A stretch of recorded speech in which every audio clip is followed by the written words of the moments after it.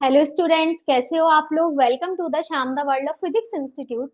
Last class में हमने कौन कौन से चैप्टर्स पढ़े थे। हमने चैप्टर्स नहीं, सॉरी, हमने कौन कौन से टॉपिक्स को कवर किया था, है ना। चैप्टर तो हमारा वही चल रहा है, electricity.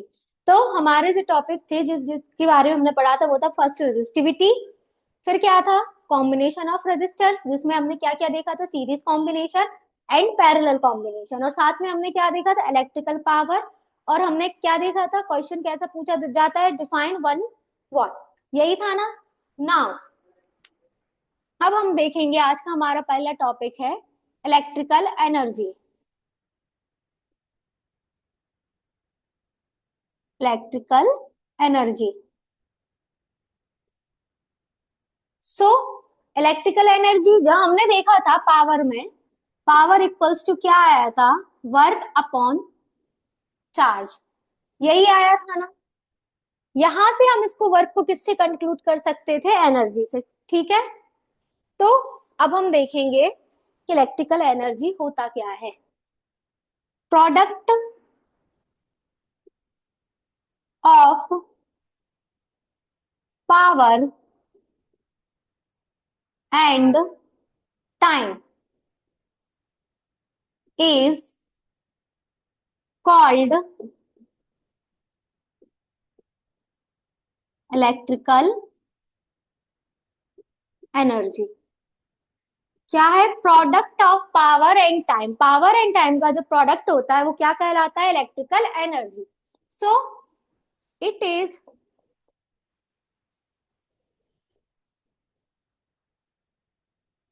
Represent by capital E. So energy equals to power into time. Energy को रिप्रेजेंट करते हैं कैपिटल ई से, पावर को पी से, एंड टाइम को स्मॉल टी। तो ये हमारा क्या होता है, इलेक्ट्रिकल एनर्जी का फॉर्मूला। अब बात करें एसआई यूनिट। तो जो इलेक्ट्रिकल एनर्जी की एसआई यूनिट होती है वो होती है जूल। इसको रिप्रेजेंट करते हैं कैपिटल जे से। सो नाउ ये किसके इक्वल्स होती है, एक तरीके से हम बोल सकते हैं जूल होती है जो पावर की। हमारी एसआई यूनिट क्या थी, वाट। और टाइम की क्या होती है, सेकेंड। तो वॉट इनटू सेकंड भी क्या होता है हमारा, जूल। एक तरीके से क्या होती है, एसआई यूनिट। इसकी एक और यूनिट होती है जिसको हम बोलते हैं वाट आवर। क्या होती है, वाट आवर। इसको रिप्रेजेंट करते हैं डब्ल्यू एच। ठीक है। कॉमर्शियल यूनिट,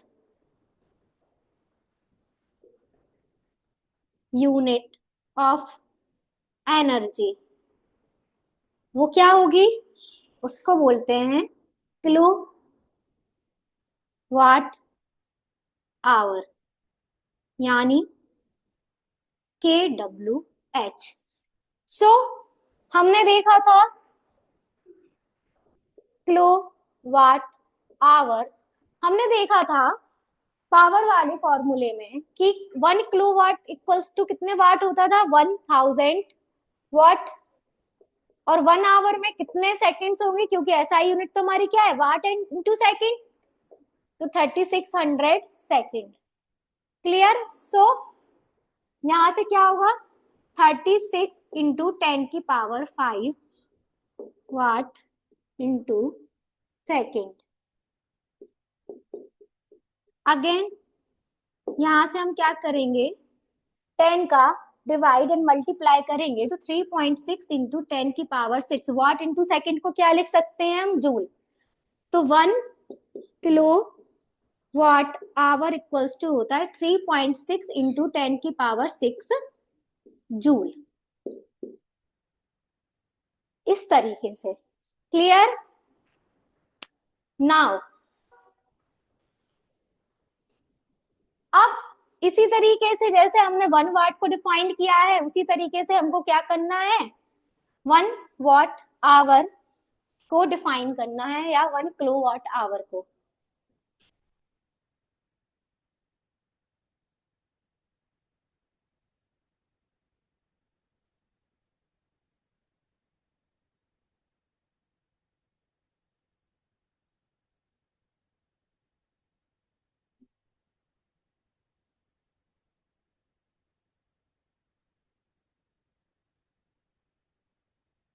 ठीक है, नाउ डिफाइन 1 watt आवर। ये हमारा क्या है, क्वेश्चन। तो हम क्या करेंगे आंसर इसमें, व्हेन,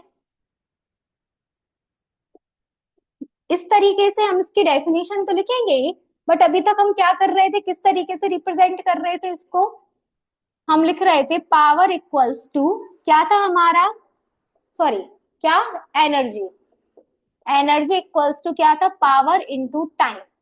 1 watt आवर चाहिए, यानी इक्वल्स टू दिया गया है 1 watt आवर। तो यहाँ पे क्या लेंगे, P equals to 1 watt and time equals to 1 hour। अब हम लिखेंगे when 1 watt power is used for 1 hour is called 1 watt hour।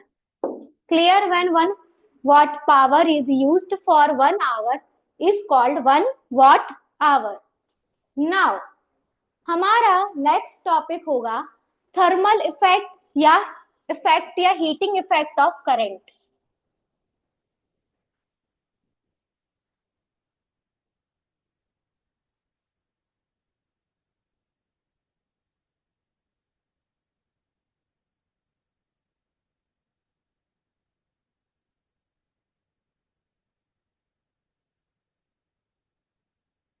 Thermal effect इसी को हम बोलते हैं या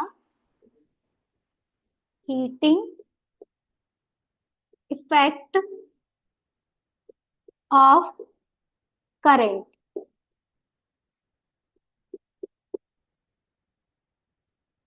हम देखते हैं जब करंट होता है जो रेजिस्टर से फ्लो करता है, तो रेजिस्टर्स का काम क्या होता है, करंट को रोकना, यानी वो रेजिस्ट करता है, करंट का क्या करता है, अपोज करता है। उसकी वजह से क्या होता है, जो हमारी इलेक्ट्रिकल एनर्जी होती है वो क्या हो जाती है, थर्मल एनर्जी या हीट एनर्जी में क्या हो जाती है, कन्वर्ट। क्योंकि हम देखते हैं अगर कोई करंट फ्लो हो रहा है और रेजिस्टेंस आ गया उसके बीच में, सपोज आर, तो क्या होगा, ये अपोज करेगा, तो एक तरीके से क्या होगा, हीट प्रोड्यूस होगी, है ना, हीट प्रोड्यूस होगी, क्योंकि कोई चीज जाने की कोशिश कर रही है और एक चीज उसको क्या कर रही है, अपोज कर रही है, तो उनके बीच क्या होगी, हीट प्रोड्यूस। तो इलेक्ट्रिकल एनर्जी क्या हो जाती है, हीट एनर्जी में क्या हो जाती है, कन्वर्ट हो जाती है। इसी को हम क्या बोलेंगे, थर्मल इफेक्ट या heating effect of current. So when current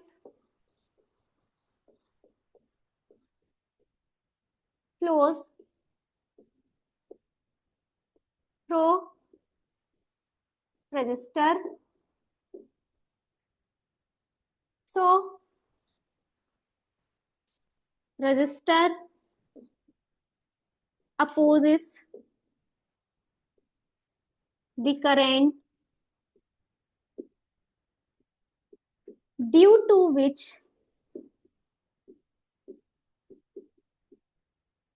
electrical energy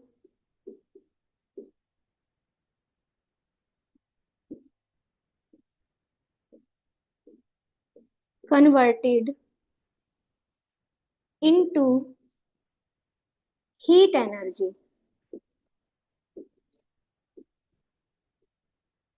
So when current flows through a resistor, so resistor opposes the current, due to which electrical energy converted into heat energy. This is called thermal effect या heating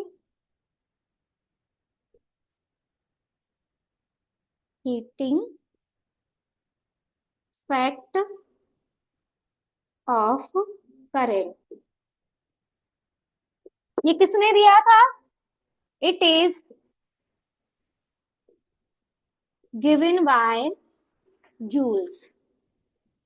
किसने दिया था इसको, joules ने इसको दिया था, ठीक है। नाउ अब हमारे पास आता है जूल्स लॉ ऑफ हीटिंग। ये तो जूल्स ने क्या बताया था, थर्मल इफेक्ट क्या होता है, हीटिंग इफेक्ट ऑफ करंट। अब जूल्स ने दिया था law of heating.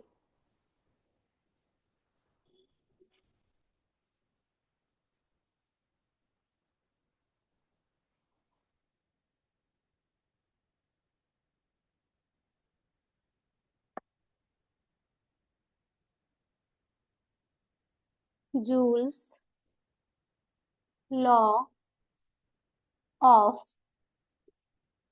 Heating.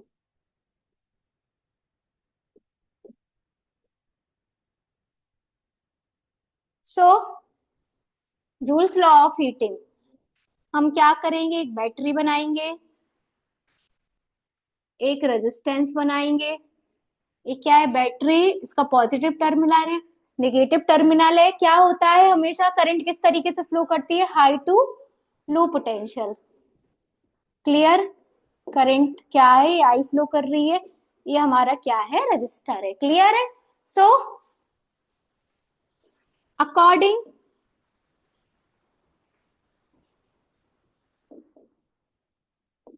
To Joule's law of heating, heat energy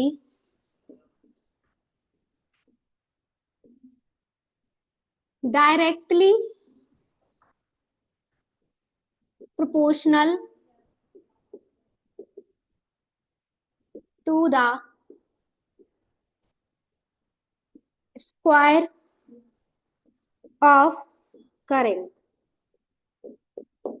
According to Joule's law of heating, heat energy directly proportional to the square of the current, यानी H directly proportional to क्या होगा, I square. Next, heat energy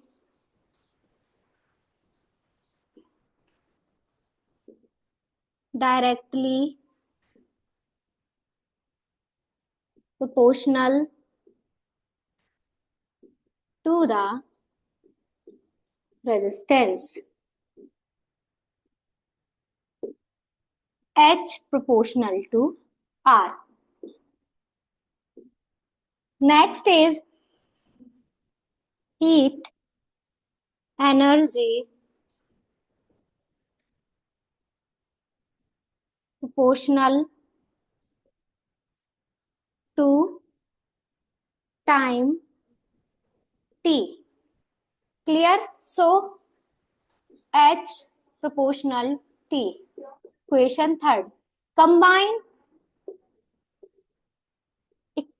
combine 1, 2 and 3. So H proportional I square R and T. So now H equal to proportionality को sign हटाएंगे तो एक proportionality constant आएगा which is called K I square R T. So here K is proportionality constant. So यहाँ पे है K equals to 1. So H equals to क्या आ जाएगा, I स्क्वायर R T. ये है Joule's law of heating. Clear. So इसी के साथ हमारा जो चैप्टर है इलेक्ट्रिसिटी वो आज खत्म होता है. अब हमारी नेक्स्ट वीडियो में नेक्स्ट चैप्टर के साथ मिलते हैं.